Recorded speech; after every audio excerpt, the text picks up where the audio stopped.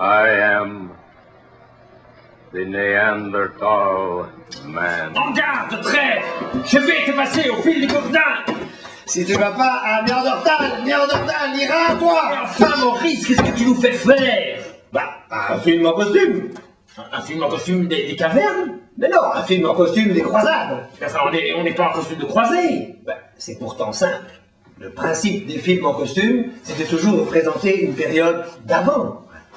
Aujourd'hui, au XXIe siècle, les films en costume se passent à l'époque des croisades. Mais, à l'époque des croisades, les films d'amour en costume que les gens adoraient ne mettaient pas en scène des gens en habit de croisée.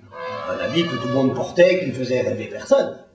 Non, ce que les gens aimaient à l'époque des croisades, c'était les films d'amour en costume des cavernes.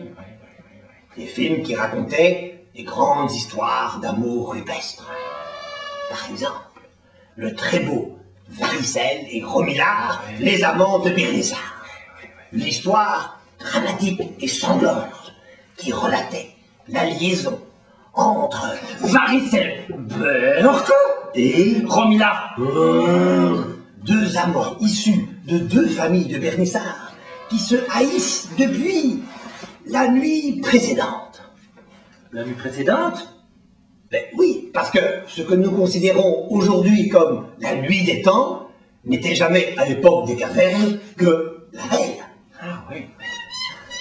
Ce qui est amusant, c'est que les films d'amour des cavernes, classés à l'époque des croisades dans la catégorie films en costume, mettaient le plus souvent en scène des hommes et des femmes qui couraient à poil. Et ça, on peut dire ce qu'on veut, mais c'est quand même assez marrant. Hein.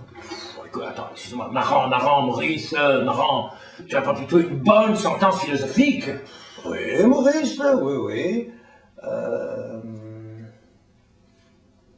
C'est dingue de se dire qu'à l'époque des cavernes, pour endormir les enfants, on ne leur racontait pas des histoires, mais des préhistoires.